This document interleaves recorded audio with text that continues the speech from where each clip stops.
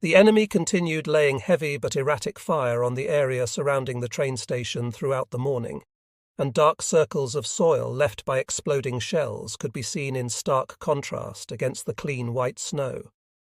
A mortar round detonated against one corner of the building but inflicted no casualties and caused only minimal damage to the structure. We stretched our aching bodies on the floor, relishing the luxury of the heated room. Our appetites satisfied with the rare hot meal of potatoes fried with onions, we rolled cigars from gold-brown leaves of Crimean tobacco, which we softened in the steam of a battered brass samovar. We also cut tobacco for our pipes and found ourselves deeply engaged in discussion concerning the best method for preparing tobacco to obtain the maximum aroma. One claimed that it is best after being soaked in fig juice. Another firmly asserted that corn schnapps is best, either of which we did not have. To end the ridiculous argument, Conrad recommended that we use horse urine, which was one of the few things in our army that we seemed to have in abundance. The artillery fire increased as the sun climbed higher in the sky, reaching a crescendo as the god of war pounded on our positions, with impacting shells throwing geysers of earth skyward, seeking out the next victims. Our sentry took shelter alongside the low stone wall, and a nearby impact covered him with dirt and debris. His sun-bleached and ragged uniform was torn and dirty from the hail of earth, and he barely escaped death from the exploding shell. We found him lying prone on the ground, his arms shielding his face and his body and legs covered with bruises. We dragged him toward our shelter, ducking and throwing ourselves flat on the ground with each impacting artillery round. I assumed sentry duty from within the house, peering through the pane of a shattered window. Grey-black trails from exploding artillery shells hung in the air, and I observed a number of new mushroom-shaped clouds rising within our area before the barrage fell silent. 100 meters away, 2 houses were burning brightly in the crisp morning air. From my position, I observed 2 lancers running through the streets between the huts of the village, dodging shell craters and holding their carbines at the ready. 2 red flares sizzled skyward, the signal for us to prepare to repel an enemy attack. The barrage of enemy fire had resumed, creeping forward, with most of the rounds appearing to land some 100 meters behind our position. As our alerted platoon stormed out of the building to man our gun position, I heard the sharp crack of a tank gun mixed with the racing whine of rifle and machine gun fire.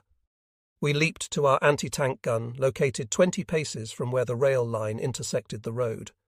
Kneeling alongside the weapon, I cranked the barrel toward the direction from where I heard the tank and leaned over the gun shield to obtain an unobstructed view of our field of fire. A battalion messenger ran past, frantically yelling, "Panzer! Panzer!" Peering over the steel shield protecting the gun crew, I caught sight of the top edge of a dark turret as it moved slowly between the houses. Pressing my right eye against the rubber ring of the optics, I attempted to follow the heavy vehicle as it moved toward us, partially hidden along a side street. With a racing heart, I rapidly rotated the barrel to rest where I had last viewed the enemy tank and adjusted the gun elevation for a range of 150 meters. With my pulse pounding in my throat, I attempted to wait calmly for the tank to reappear on a rise in the street. As predicted, the steel colossus moved menacingly into the sights with its heavily armoured bow facing us. With a trembling hand, I punched the firing button. The gun rocked back slightly, and it was possible to follow the path of the 37mm projectile through the gun sight. Horrified, I observed a trail of white smoke shoot skyward as the shell struck the turret. "Ricochet! Panzer! 40 meters!" I screamed without taking my eye from the optics. Our gun loader, Conrad, had already ripped open the case of special armor-piercing ammunition for use against heavy armor. With lightning speed, Wolf slammed the heavy red-tipped projectile into the gun and snapped the breech closed. Before I could again press the firing button, I felt the cold air and the pressure wave on my cheek as a heavy round screamed past us, barely missing our position. It impacted directly behind us into a burned-out truck, exploding and throwing hunks of metal throughout the surrounding area. Once again, with the crosshairs of the sight firmly on the center mass of the tank, I pressed the firing button with the ball of my hand. With ears ringing from the detonation of our own weapon, we were unable to hear the impact of the round on the target. Wolf and Conrad had already reloaded our weapon when I observed a thin wisp of smoke climbing from the turret, followed seconds later by a blinding flash. A huge black mushroom cloud rolled upward into the frosty, clear blue sky. A mighty explosion ripped the turret from its mountings as the racks of ammunition inside the tank began detonating, and the turret was left canted on the chassis, its long gun pointing awkwardly toward the sky. A burst of machine gun fire tore into the fresh snow directly before us. Through the ringing in our ears, we heard a voice scream, "Tank on the right!" 4 men gripped the gun carriage tightly, and straining and slipping on the icy ground, we swung the gun to face another direction. I spied the second tank sluggishly turning among the village huts, and it slowly straightened its course before increasing speed. With plumes of smoke rising from its exhausts, it accelerated toward us, smashing through a wooden garden fence at a range of about 80 meters. The heavy tank rocked to a halt, and the turret wound to face us. I rapidly attempted to find the target. Suddenly, through the crosshairs of the gun optics, I found myself staring directly into the round black muzzle of the enemy gun as I frantically adjusted our weapon for windage and range. Exactly as I had zeroed in on the first tank, the enemy gunner now lined us up in his sights. Miraculously, I was but a fraction of a second faster, a fraction of a second that would determine whether we survived this day or if we would be buried in an unmarked grave on a long-forgotten battlefield. Our first round slammed through the heavy turret, and we observed the crew scrambling from the smoking tank. "Tank at the front!" Again we swung the pack around, and behind the burning wreck of the first tank, we could see the ghostly silhouette of a third. The massive machine broke through the smoke like rolling death. It came onward, lumbering toward us, accompanied by a number of Russian infantry who, with levelled rifles, mounted bayonets, and loud screams of "Hurrah!" quickly gained the outermost line of houses in Mekenzievi Gori. With a shot that penetrated the thick, armoured belly, this tank slid to a stop, the turret slowly turning toward us. We sent another armour-piercing round into the tank, and it immediately burst into flames. Wolf and Conrad reloaded with deadly speed as we fired anti-personnel rounds into the ranks of infantry. A lone machine gun joined us in defending our position, and the attack was repulsed. I observed a 4th and 5th tank at a great distance, but the fleeting shadows of the turrets disappeared behind the crests of hills as we opened fire on them. The supporting infantry retreated, only to fall into the blocking fire of our mortar crews and artillery batteries. At the pack, we threw our arms into the air and screamed unintelligibly at one another in uncontrollable elation. The entire action had spanned no more than a few seconds of indescribable terror, and we were consumed with relief for having escaped an almost certain death. After several long minutes of celebration, I began to reconstruct in my thoughts the excellent coordination exhibited among the men of my gun crew. Every movement, every action, and every word had been deliberate and had produced results. The endless drills and exercises with the gun, the curses, the complaints, the sweat, flesh, and blood spent during the past months had, on this day, saved our lives. Our artillery batteries now opened fire, sending countless shells that rained on the ranks of the fleeing enemy. Powell and his crew dragged his pack across the railway embankment to reinforce our sector. A single self-propelled gun rattled past our position toward the Soviet line, the crew hidden from sight beneath the heavy armour, and for the moment our defensive battle was over. During the previous months, the repulse of an attack would have been followed up with an immediate pursuit of the enemy by fresh, full-strength German units in counterattack. Fresh units could have penetrated deep into the Sevastopol line to capture the armoured embrasure 626, later referred to in reports as Stalin. This action could have then achieved a breakthrough to the bay, thus splitting the Soviet forces. Under the existing conditions, we had only battle-weakened companies available that did not possess sufficient reserves to carry through an additional push. The companies of our infantry regiments had become too weakened through the months of constant casualties to fulfill assignments.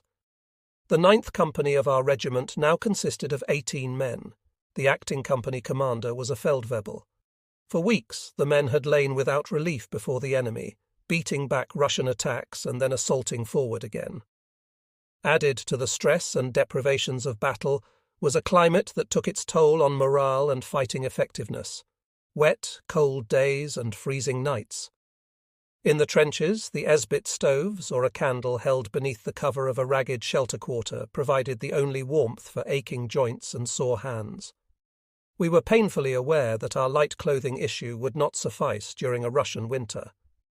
In response to the calls on the public for assistance by our all-knowing leaders in brown, sitting far from the fighting in the east, clothing was being collected for the soldiers of the Eastern Front. The warm ski sweaters, fur vests, sports clothing, heavy blankets, wool socks and mittens thus provided by the Winter Relief Agency first reached us in February 1942. By twilight, Wolf and I crept into no man's land to the second Russian tank that we had put out of action, the only one that had not burned of the three that had fallen to our gun. From an open hatch on the turret hung the body of the young tank commander. Together we pulled the corpse from the opening in the heavy steel armour, and I unbuckled his belt and took his gloves, pistol and map case. We dismantled the gun optics, and in the process I noted that the crosshairs were sighted directly on the position of our puck. We opened the breech of the gun and slid the heavy projectile from the chamber, letting it fall to the floor. We were painfully aware that this was the very projectile that would have killed our entire gun crew had we not been a fraction of a second faster. The tank had been knocked out by our single round, which had penetrated the turret just below the ammunition rack, instantly killing the Soviet gunner.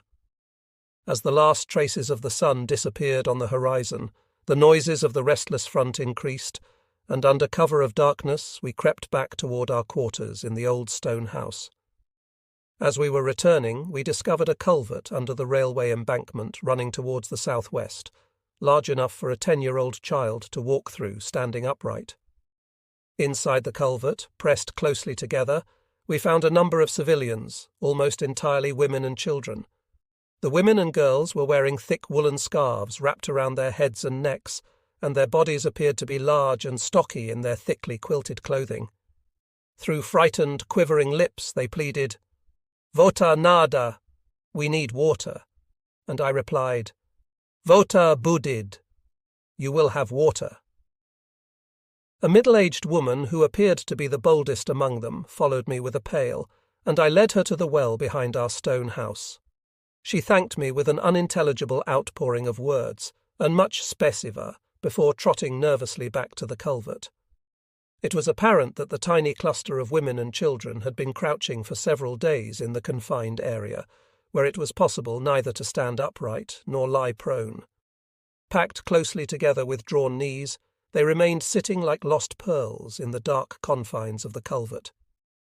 Unfortunately, it was the safest location for them to be during the heavy artillery barrages that constantly swept the area, and we could not offer them anything better in way of shelter. The following day, a Russian aircraft bomb buried the tunnel entrance. The next morning, a lone Russian soldier, his rifle with fixed bayonet in hand and fur cap pulled low over his forehead, ran frantically past our quarters, his long overcoat flowing behind him. Through his hoarse cries of "Hurrah!" we could not determine if he was drunk or had lost his senses. At a distance of 20 paces, I called to him, "Stoi! Ruki Verk!" A short distance away, he drew to an abrupt halt and looked about, finally fixing his eyes upon us. Instead of tossing his rifle aside and raising his arms, he squeezed the trigger of his rifle, firing at us from the hip as he charged forward with levelled bayonet. The bullet struck the stone wall of the house behind us, and with no other alternative, I raised my carbine and shot him at point-blank range. At midday, our company commander, accompanied by 2 other staff officers, entered the stone house without prior notice. In acknowledgement of our accomplishment in repelling the tank incursion on the previous day, he awarded each member of the gun crew the Iron Cross, pinning the award on our tunics with bandage-wrapped hands. Over the Christmas holidays, our division was reinforced with a replacement battalion. I recognized one of the replacement personnel as Hans, from my hometown in Württemberg. We had known one another since youth, and we were more than pleased to see that both of us had thus far survived the war. Hans had been shot through the neck during the early stages of the Russian campaign, and after recovering from his wound, he had received orders to report to us as a replacement. The men of the replacement unit had been en route to the front for weeks. The first phase of transport across the steppe was in cattle cars with no heat, after which the great distance from Perekop to the Crimea was covered by foot. According to Hans, all the men were glad to be back with the masses again, as it was only in the company of lancers that we now felt truly at ease. One morning, after a probe by a Soviet company against our defences, we came upon a Russian with an abdominal wound lying upon the railway embankment. Holding his hands over his wound as if in prayer, he was whimpering softly for water, and through his unintelligible pleas we heard him muttering, "Christ!" with a trembling voice. His pale face was drawn and turned toward the leaden sky, and his eyes flickered from one of us to another, seeking pity and relief from the hated enemy from whom he had been taught to expect no quarter. Hans departed for a moment before quickly returning with 2 Russian prisoners, who carried the badly wounded soldier back to the medical aid station on a makeshift stretcher that they had fashioned from army overcoats. It was rumoured within the company that a few days previously the division chaplain, Satska, had inadvertently passed through the foremost positions during a visit to the front lines, before suddenly finding himself surrounded by Soviet soldiers. Fortunately, a Russian soldier who could speak some broken German was among them, and Satska talked the 10 enemy infantrymen into surrendering and brought them back with him to company headquarters. On this isolated battlefield, we received little news regarding political or military developments in the world. News from home was scarce, and the theatre of war around us overshadowed all else lying beyond our immediate realm. The overextended supply system was strained to its limits in providing us with desperately needed war material, and personal correspondence had to be considered of secondary importance. When we learned that America had entered the war against Germany, we listened intently and somberly. Many of the lancers, regardless of rank or education, now believed that only the greatest of skill and luck could bring us total victory. However, despite the knowledge that the bulk of the world's industrialized strength was turned against us, never did we at that time realize the full extent of the defeat that was to befall us. I recalled my father speaking of how all was lost for Germany with the entry of the United States into World War I. These comparisons were made, and within circles of close friends, we discussed our dubious situation. Even the infantrymen, living in holes hacked from the frozen ground and fighting an enemy that seemed to grow stronger daily, came to realize that Germany could not hope to win a war against the entire world. Nevertheless, our only hope and chance for survival was to place our trust in the leadership of the Crimean army and in the proven abilities of Generaloberst von Manstein. Eventually he too would follow the path of many of our most talented officers in refusing to bow to the impossible demands and the absurd political doctrines of the dictator in Berlin. Manstein's armies would be taken from him as the war wore on, leaving us in the field often to be led at the highest levels by party followers with little military talent. Some of these officers would attain a general's rank through what could only be recognized as misguided political appointments rather than through merit on the battlefield. In the late afternoon of the 31st of December, we learned through a courier that the front was to be pulled back, and the area now occupied by our forces was to be evacuated. During the night, we pulled our gun over the embankment and onto the road that led northeast toward Kamishli. After several hours, we arrived at the newly established forward lines, and by morning we were at the company assembly area near Bakhchisaray.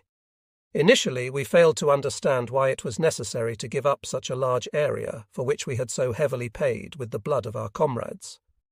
The 2 assault divisions had, over the days of Christmas, penetrated deeply through the Russian-held territory.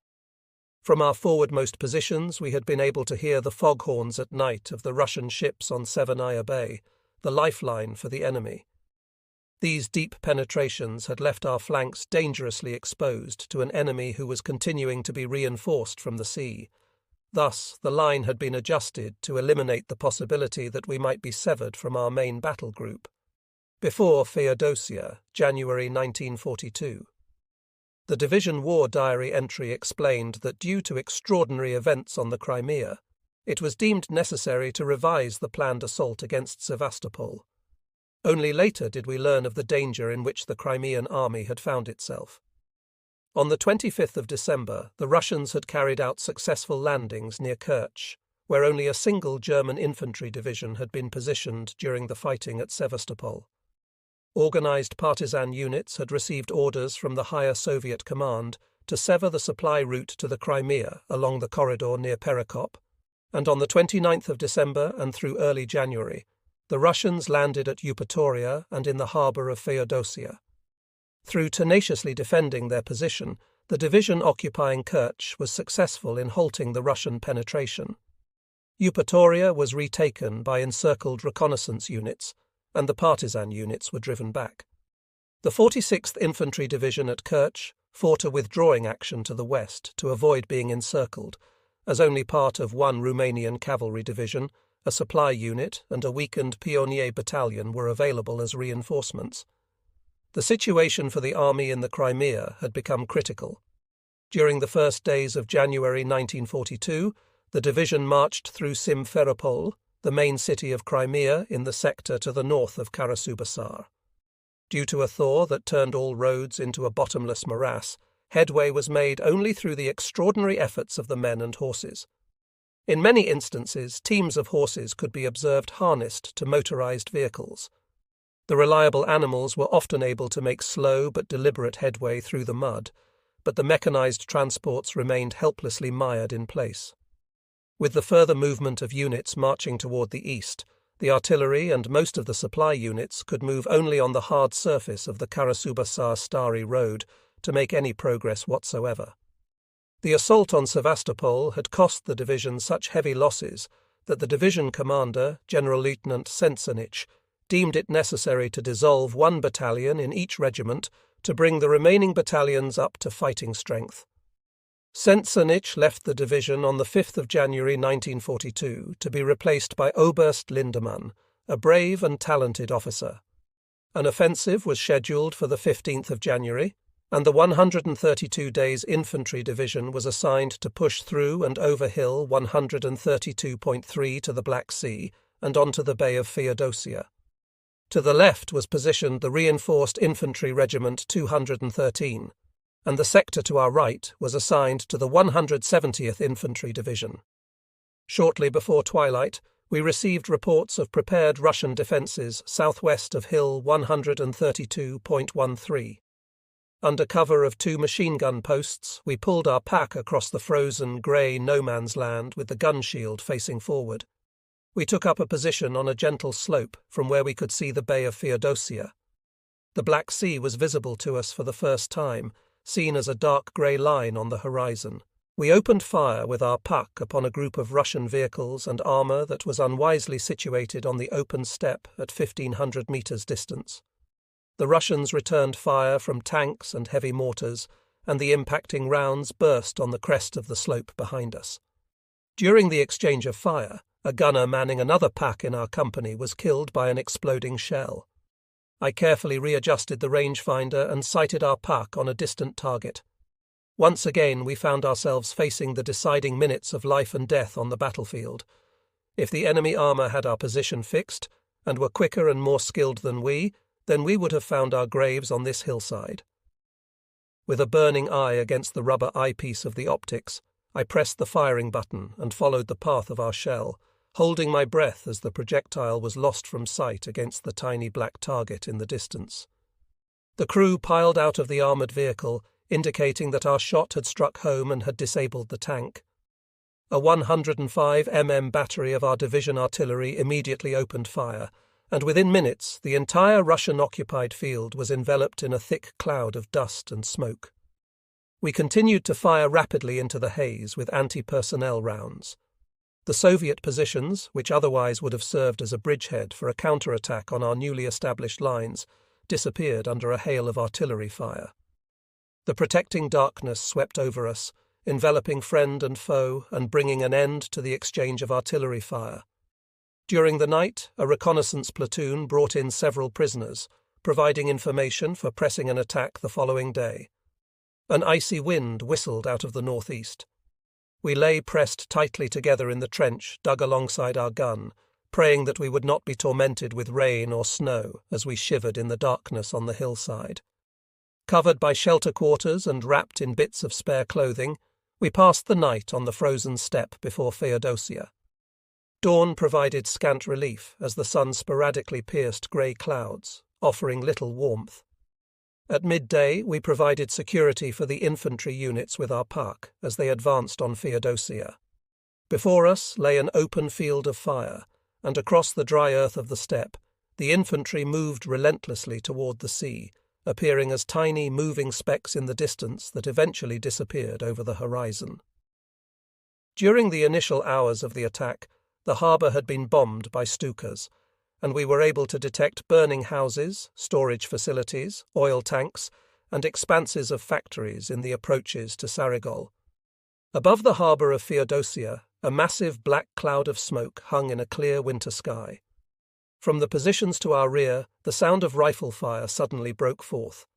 One of the pack support vehicles, parked about 100 metres behind us in a depression, burst into sight with a wildly racing motor, pursued by erratic rifle and submachine gun fire.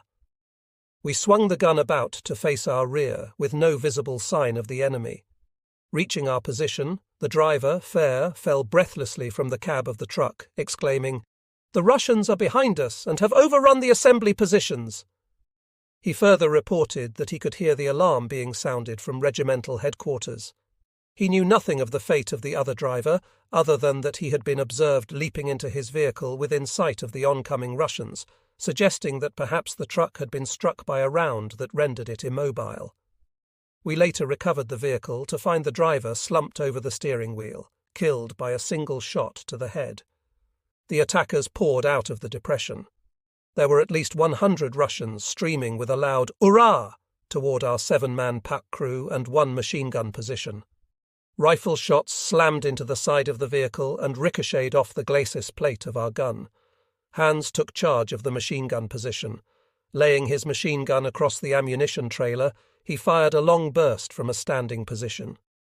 The first anti-personnel round from our cannon struck a tall Russian at the forefront, and his severed torso bounced across the ground. Through the roar of the weapons, the cries of "Hurrah!" grew lighter. The khaki-brown-clad bodies piled thick before us, partially hidden in the dry winter grass. Despite our desperate defence, they continued to creep slowly forward under the protection of rippling submachine gun and rifle fire, like a swarm of insects, resolutely crawling ever closer, refusing to turn back. Through the magnifying optics of the puck, the Soviets appeared large and terrifying, the muzzle bursts from their submachine guns filling the sight picture. I began to sight on the enemy soldiers independently. Those closest to us were lying motionless, but new shapes continued to appear from the depression. Suddenly our machine gun jammed. Through a hail of rifle fire, our munition carriers wrenched more cases of ammunition from the caisson, and the loaders, soaked with sweat despite the cold, continued to ram one shell after another into the hot breech of our gun. An unteroffizier lying next to me near the wheel of the carriage was firing short, sustained bursts from his submachine gun when he suddenly rolled backward, screaming with pain. We had no time to assist the wounded, only to fire, and fire to save our lives. Having cleared the jammed feed tray, Hans opened fire again with the Spandau. The mound of spent shell casings behind the cannon continued to grow. Someone yelled, "Last case of anti-personnel!" The high-explosive ammunition was quickly depleted, and we continued firing at solitary figures with armour-piercing rounds. The ammunition-bearers knelt with their carbines over the right side of the gun carriage and opened fire toward our flank as some Russians attempted to circle around us. Tossing hand grenades that exploded 20 metres before us, the Russians desperately pressed home the attack in an effort to prevent the protecting harbour of Feodosia from falling into our hands. Despite their individual courage, they vainly died in the attempt. The roar of the weapons slowly subsided as the enemy survivors crawled back into the protecting depression. They were later taken prisoner by infantry units that were sent out for mopping up operations, and the prisoners filed past our gun on their march toward the rear, bearing their wounded with them. The wounded unteroffizier was still lying behind the protection of the pack. We cut off his boot and bandaged the leg, which had been hit by a rifle bullet just below the knee. An exit wound was visible, showing a clump of bloody flesh protruding from the sole of his foot. We carried him to our only remaining intact vehicle, and Fair drove him to the rear. We later learned that after cursory treatment, he was evacuated further to a central medical facility, where the field surgeons deemed it necessary to amputate his lower leg. For the next 12 hours, we continued combing our surrounding area and brought in additional prisoners, many of whom were wounded, and they were escorted to regimental headquarters. Our rifle companies pushed onward, reaching the Black Sea coast. On the point was the 1st Battalion, Infantry Regiment 436. Protecting their flank was Infantry Regiment 437. The town of Sarigol, a northern suburb of Feodosia, was firmly in our hands by late evening, and all approaches from north and south were secured. This action sealed the fate of the still unoccupied city of Feodosia. General von Manstein acknowledged in his official report that our 132 days Infantry Division had led the decisive push to the sea. On the 18th of January, the remaining Russian forces still holding Assam Bay broke through the German lines and harassed the combat units by destroying communications cables and creating a nuisance behind our lines. They suffered heavy casualties through concentrated artillery fire, and after several days were scattered and effectively destroyed as a fighting unit. Throughout the fighting around Sarigol, enemy amphibious troops had suffered heavy losses, the dead lying thick in the streets and on the shore of the sea. During the night of 18th of January, 3 Russian tanks attempted to break out of the German encirclement, but were knocked out by anti-tank mines planted by our pioneers along the southern edge of Sarigol. The division wheeled toward the northeast, and on 19 and the 20th of January we approached the defence lines to the east and northeast of Daln Kamishi, which was ordered to be held until the onset of the Kerch offensive.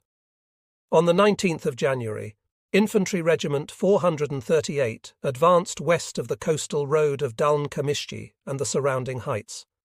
The movement was carried out according to plan against weak enemy resistance. In the morning hours, the division headquarters was moved to Blish-by-Buga.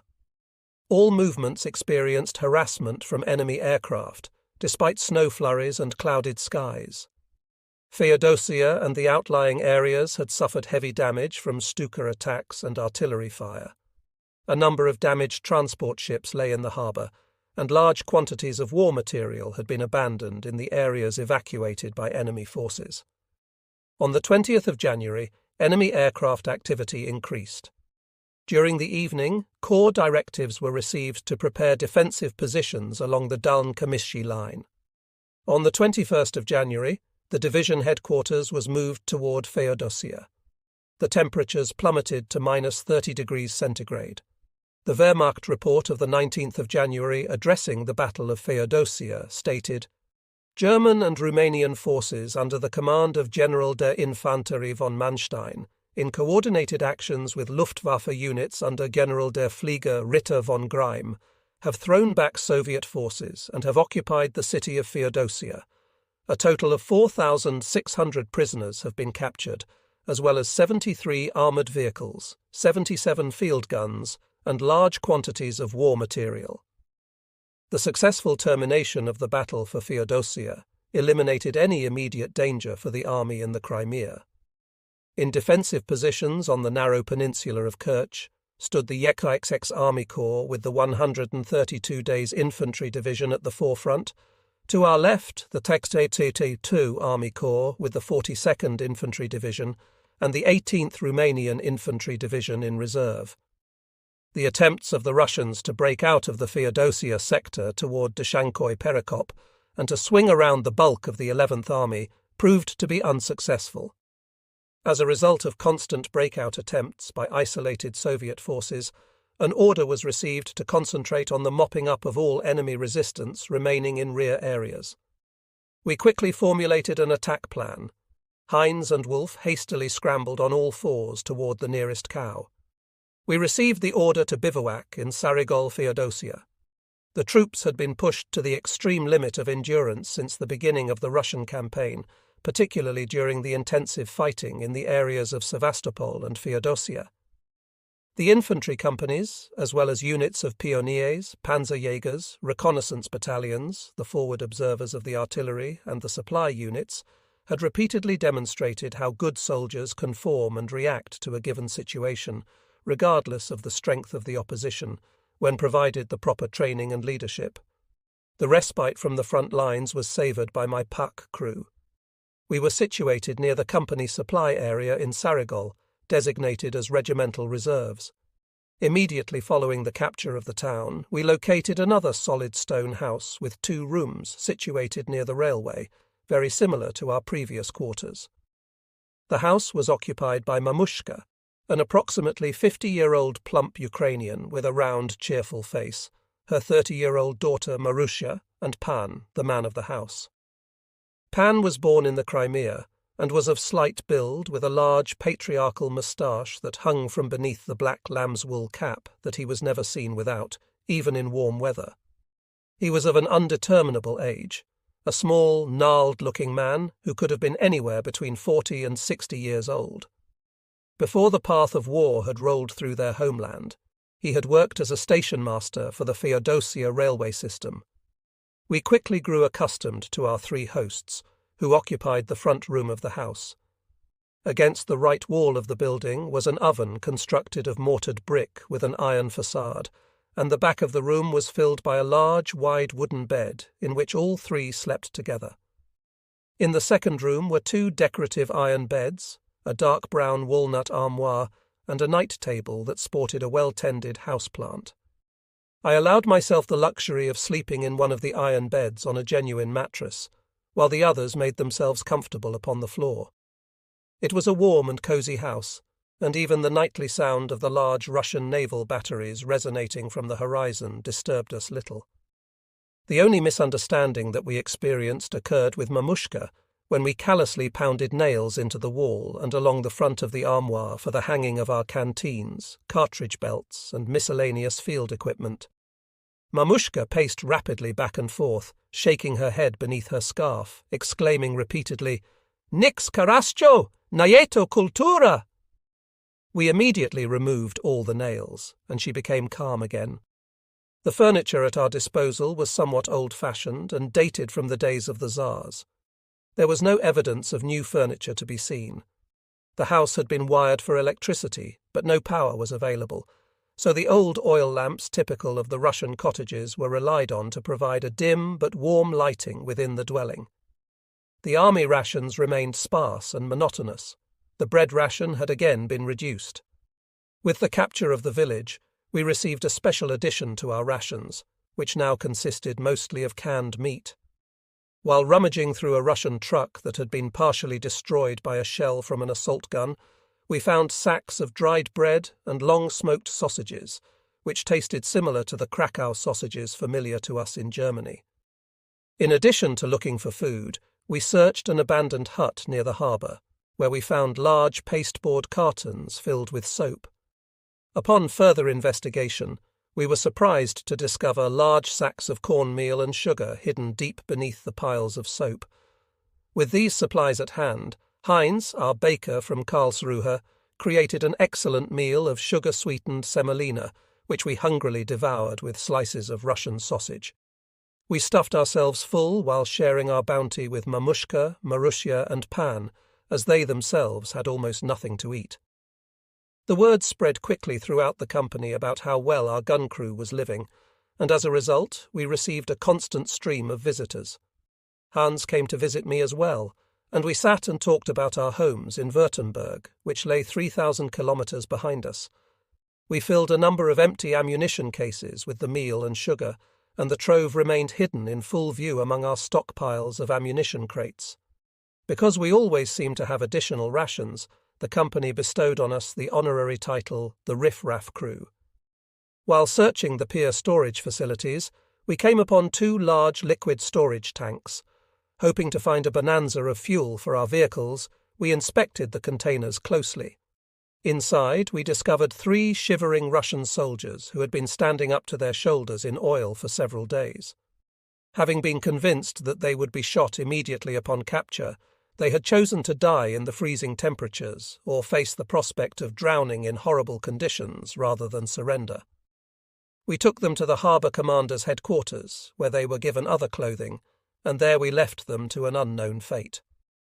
One afternoon, while searching through what we believed to be an abandoned factory, I stepped into a long passageway and slowly advanced forward.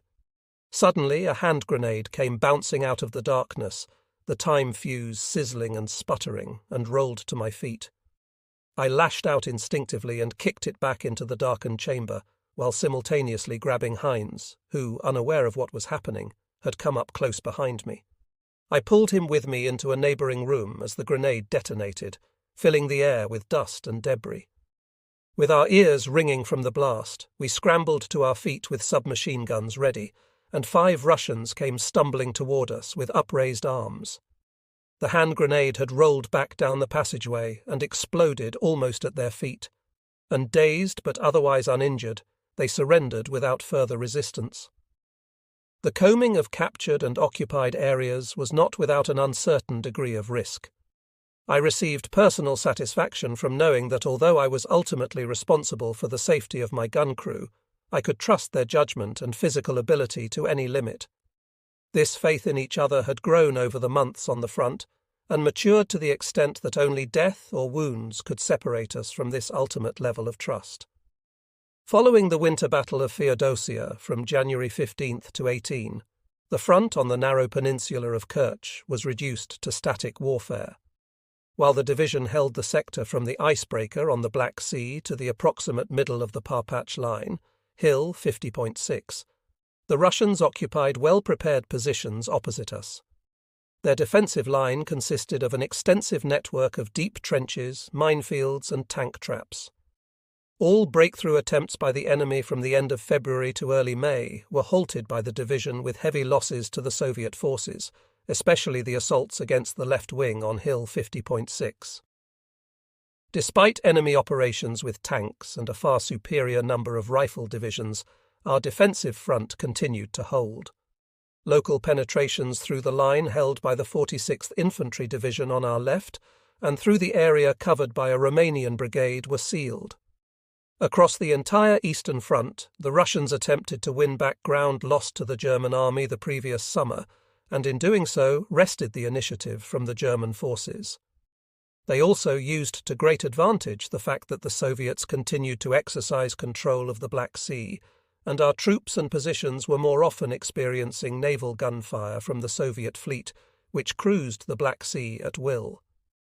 The liberation of the Crimea remained a primary objective, as its possession would enable the Soviet forces to launch air power against the weak flank of the southern front, as well as bring the Romanian oil fields into bomber range. The loss of the Crimea to Soviet forces was to be decisive in determining Turkey's yet uncommitted role in the war. We later learned that the Russians had optimistically christened their attack the Stalin Offensive, and we did not spare any illusions that the Soviets would go to any effort to recapture the Crimea. It was discovered through air reconnaissance that the enemy was steadily massing strength on the Kerch Peninsula.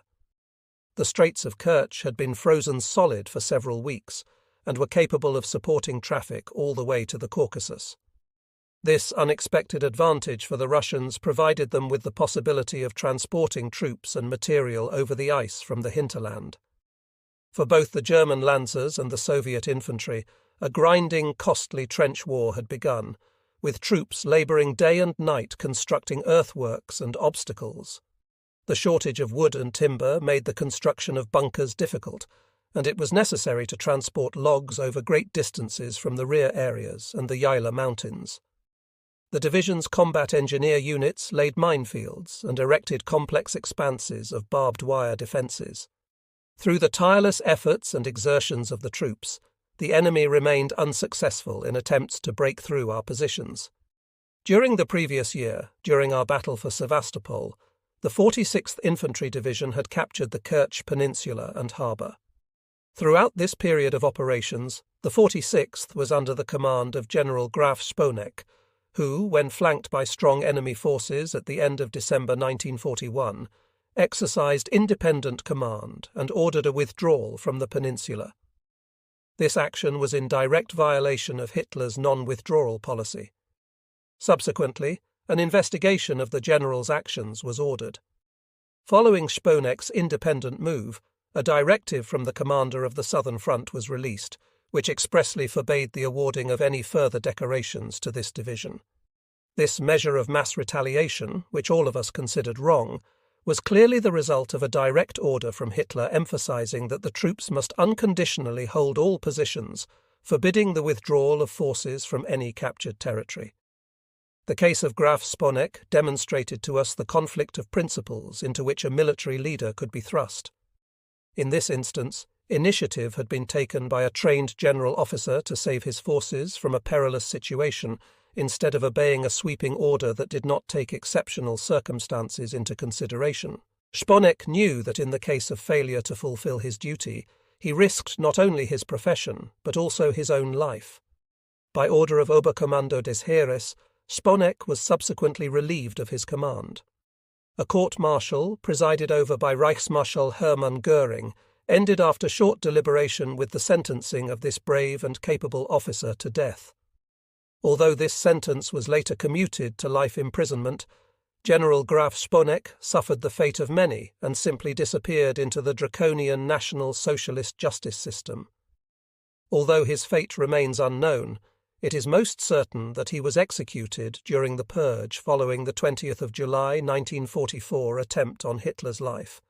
Feldmarschall von Bock, Supreme Commander of Army Group South, later delivered to the 46th Infantry Division the following order of the day. The 46th Division has consistently exhibited outstanding performance against the enemy since the beginning of January in the defensive fighting upon the corridor. As such, the division has earned and is awarded special recognition. Further recommendations for promotions and awards shall be reviewed for immediate approval. As we continued to endure the horrors and depravity of an unforgiving war on the Eastern Front, our chances of escaping unscathed grew more remote.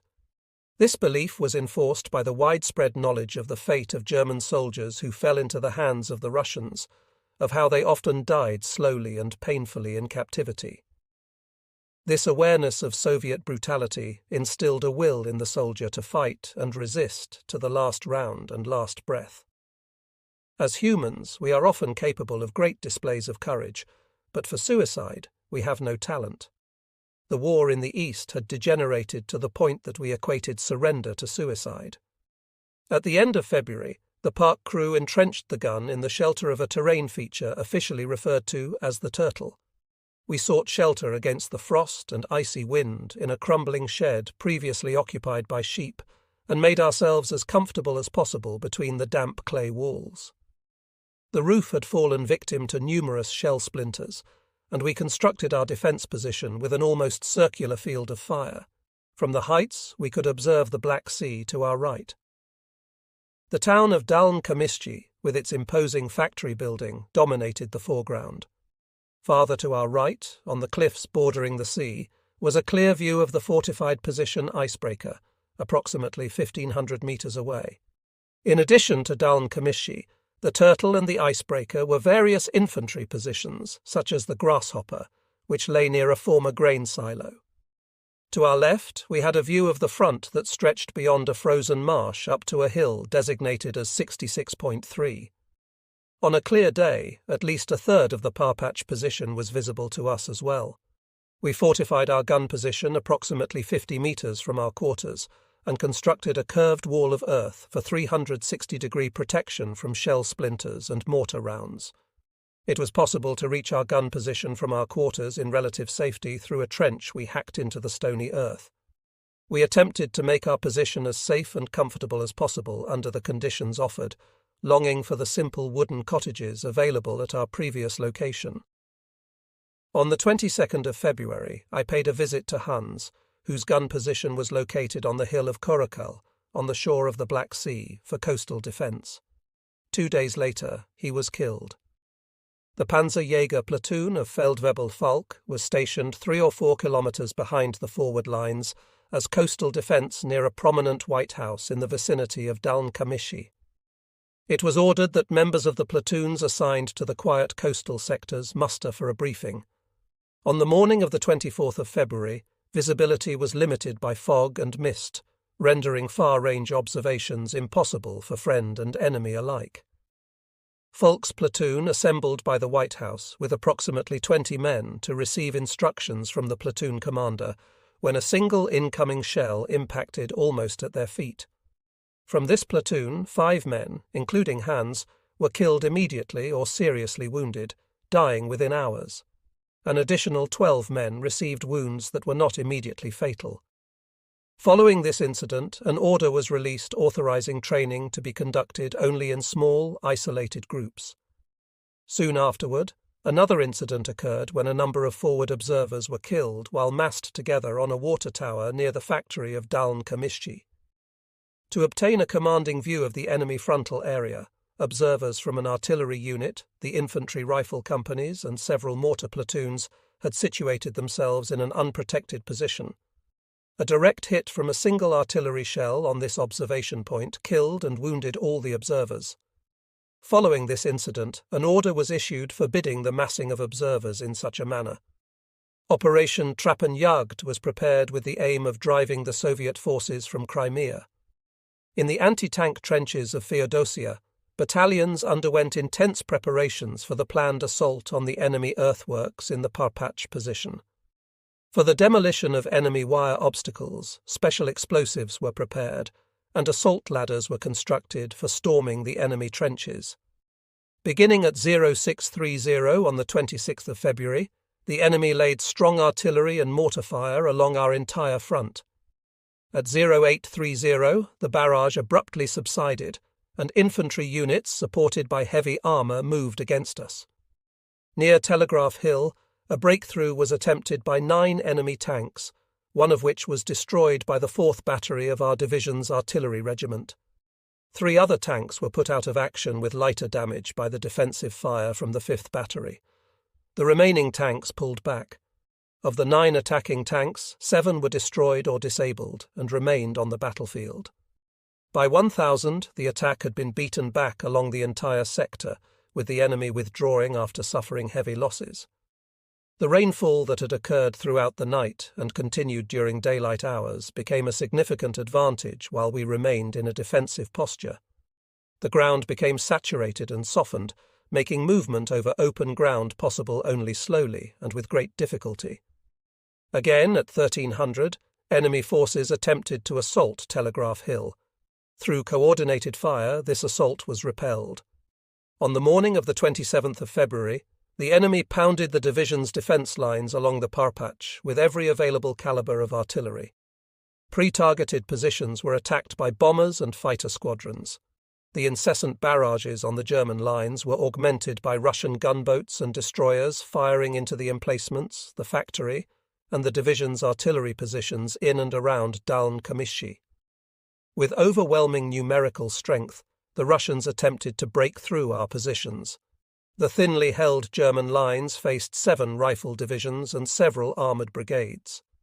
In addition to those forces directly opposing us, the Russian Army High Command also held 6 or 7 rifle divisions, 1 cavalry division, and 2 armoured brigades in reserve to exploit the expected breakthrough.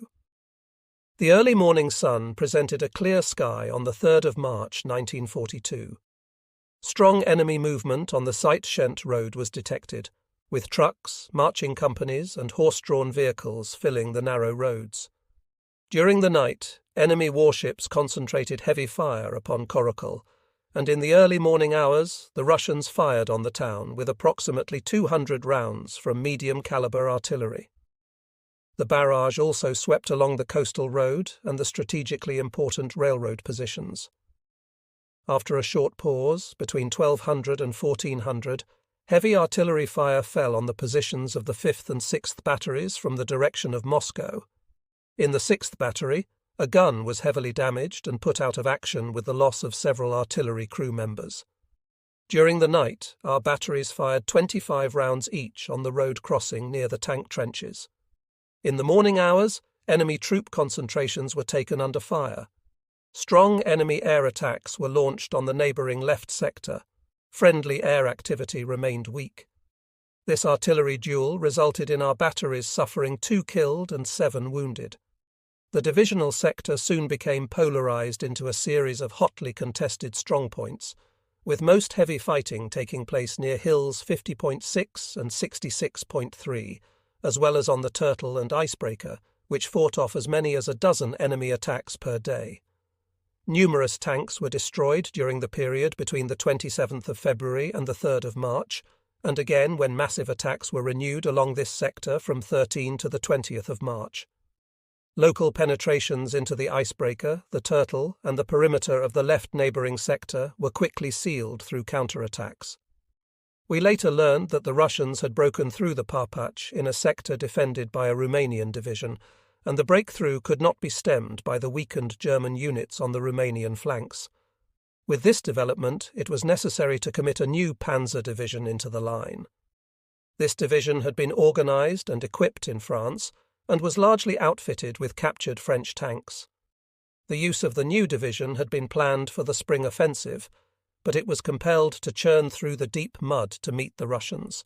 Splendidly outfitted in recently issued winter uniforms, the column roared and clattered past our positions to engage the enemy in the distance. We could not overcome the feeling that they looked at us with scorn as they swept by, perched high in the turrets of their steel chariots.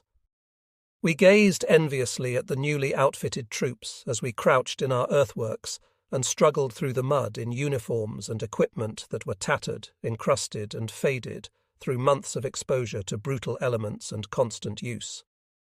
The neophyte panzer units charged bravely forward to launch their attack. With tracks grinding and engines roaring through the crisp air, they immediately smashed headlong against a Russian position, foundering in the deep mud in front of the enemy guns, fully exposed to anti-tank fire. Included in their losses was a total of 40 tanks, and after this disastrous probe, they were immediately pulled out of the line and sent to a rear area for further training. They were forced to learn, just as we had throughout the previous months, that it takes much more than new uniforms and a vast amount of élan to survive on the battlefields of the Eastern Front. In the usual unforgiving tradition, the infantrymen thereafter referred to this particular unit as the Eau de Cologne Division, implying that they came from the west and evaporated quickly. An official order was soon issued forbidding the use of this derogatory term, and it was no longer heard among the lancers in the foremost lines. It came as no surprise, however, to occasionally hear the term used for some time thereafter by soldiers who remained in the rear areas, usually far from the reach of the Russian guns.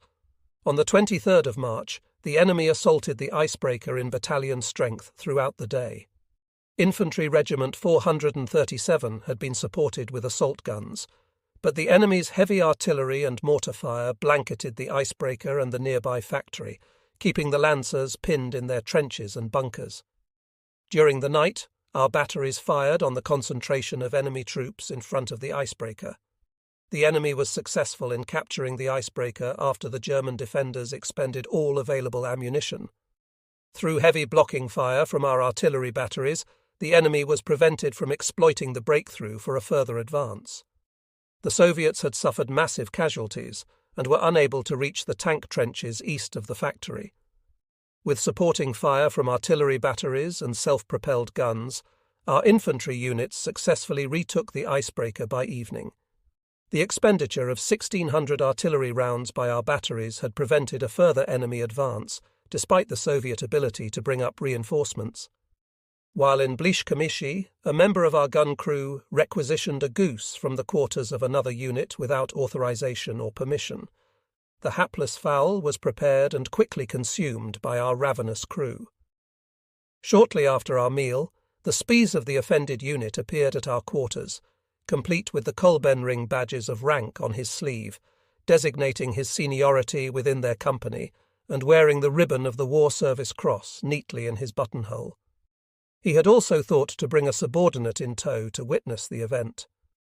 The bones of the goose, stripped clean and lying on a nearby ammunition crate, did not go unnoticed by them during their investigation. As gun commander, I was required to provide my name and unit. The grumbling spies carefully noted the information in his report book, carried by all senior NCOs in their left breast pocket. We gave little thought to his threats of repercussion and disciplinary action, letting his words wash over us with little reaction. After many months on the front, there seemed to be hardly anything imaginable that could be worse than what we had so recently experienced, and we were fully aware that our destiny held only more punishment in the form of service on the Eastern Front. The regimental headquarters was also situated in Blish-Kamishchi. Several days later, I received an order to report to the regimental command post. I attempted to present a respectable appearance, arriving punctually in a clean uniform, with my field belt properly buckled and my cap placed perfectly upon my head, as called for in German Army regulations. Alois, the company commander's aide, greeted me with a whistle before remarking, "You guys get enough to eat?" He interrupted his work to dash into the building and soon reappeared at the doorway, motioning me to follow. The adjutant was seated at a table, intently studying a sheaf of papers piled between a number of field phones and map boards. I made a nervous attempt to click my heels together, an effort that failed miserably due to an ugly layer of fresh mud now coating the soles of my boots. I then announced loudly, "Gefreiter Biedermann reporting to the regiment as ordered."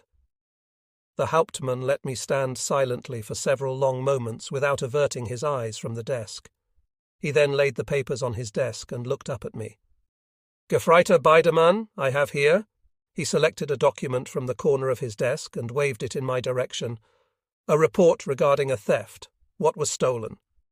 "A goose," I replied without hesitation. "And who is responsible for this theft?" "I am responsible," I answered. "And from exactly where was it stolen?" he snapped.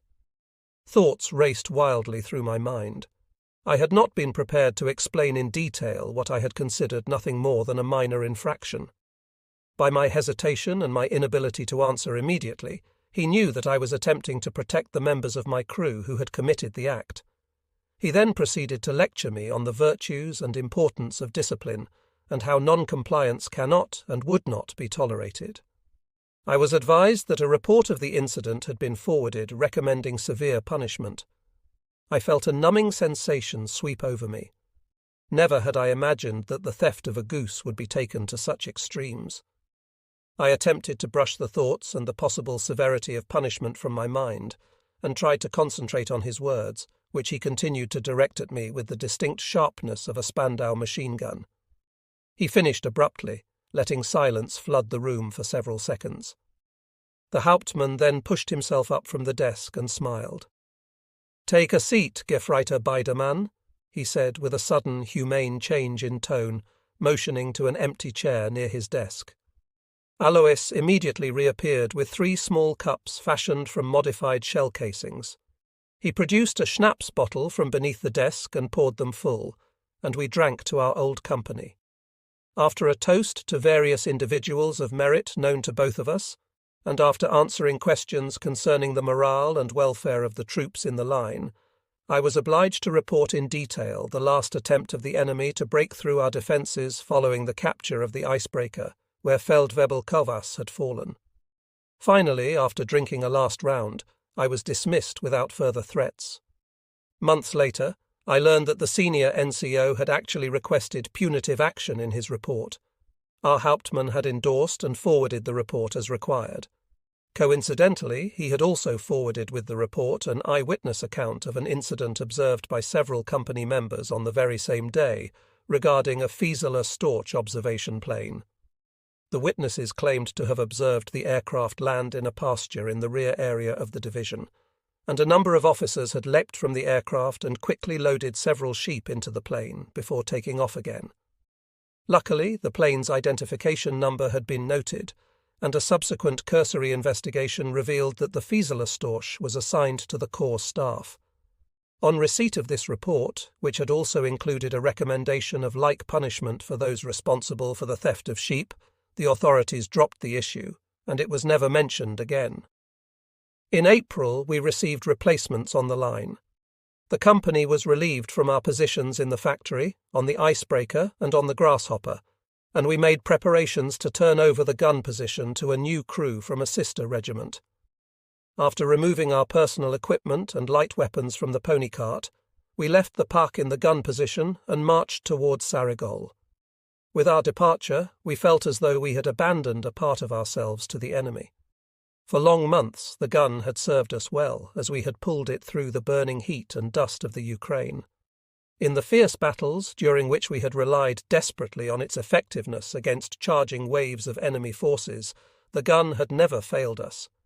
It had remained our faithful companion throughout the winter of mud, snow, and ice before Sevastopol and Feodosia. We had spent endless hours cleaning and polishing the low, double-armoured protective gun shield and the long, wide carriage. Not a speck of rust was to be seen in the barrel or on the carriage. It bore the scars of several deep scratches, the wounds of war, which had been carefully welded, and the right shield, which had been punched through by numerous shell splinters, had been patched by the maintenance company with a riveted plate. Several white circular rings painted on the barrel directly behind the muzzle brake indicated the destruction of the same number of enemy tanks. I provided detailed instructions to the Feldwebel in charge of the new crew in the care and maintenance of the gun. Breech and muzzle covers should remain in place, even in the most forward positions, to protect the delicate mechanism from dust and dampness. Throughout the heavy ground fighting, air activity remained negligible, with only one enemy bomber and one Rata downed by our ground fire. At 0440 on the 9th of April, the enemy launched a surprise attack supported by heavy artillery fire, which brought a hail of shells on our positions. At 0700, the enemy artillery fire lifted slightly in our sector, although the sector to our left continued to bear the brunt of the enemy attack. Tanks were brought into action, and by midday the attack had grown weaker. Enemy guns and numerous troop concentrations were taken under fire by our artillery batteries, and despite heavy pressure, the enemy was able to launch another attack on our strong point, officially referred to as Siegfried. After several attempts, this attack was dispersed by artillery and infantry fire. The 5th Battery took a tank concentration under fire on the northernmost point of the marsh. Enemy air activity, consisting mostly of primitive Rata-like biplanes, was regularly encountered. These aircraft attacked any available targets with light bombs and machine gun fire. At 11:30, our Stukas launched attacks forward of Hill 66.3, and at 1500 they hit enemy armour concentrations. Our own air power again resumed control of the airspace in our sector. The enemy used the days from 9 to the 11th of April in last, desperate attempts to push through the Parpach positions and win back the Crimea as a closing phase of the Stalin offensive. They attempted to overrun the Parpach corridor with the overpowering force of half a dozen rifle divisions and the employment of almost 200 tanks. The enemy was forced to break off the attacks under heavy losses, and again the Soviets exhausted all their available resources against our line. Our division played a major role in the successful defence of the Parpach position. Finally afforded the opportunity to catch our breath, we looked forward to a respite far from the constant shelling and threat of massed infantry attacks. Although there remained no possibility for the entire division to be pulled out of the line, single battalions from our infantry regiments were relieved and sent to temporary rest areas behind the front. Even for those fortunate enough to be given this break, the pause was not of long duration, and after a brief respite, all were soon back at the front. We received word that we were to be rotated from the front for rest. We plodded laboriously through the mud, following in the tracks of our gun mover toward the settlement of Blish-Kamishi. For the first time in many days, the thunder of distant artillery grew faint behind us. While in Blish-Kamishi, a member of our gun crew requisitioned a goose from the quarters of another unit without authorization or permission. The hapless fowl was prepared and quickly consumed by our ravenous crew. Shortly after our meal, the spice of the offended unit appeared at our quarters, complete with the Kolbenring badges of rank on his sleeve, designating his seniority within their company and wearing the ribbon of the War Service Cross neatly in his buttonhole. He had also thought to bring a subordinate in tow to witness the event. The bones of the goose, stripped clean and lying on a nearby ammunition crate, did not go unnoticed by them during their investigation.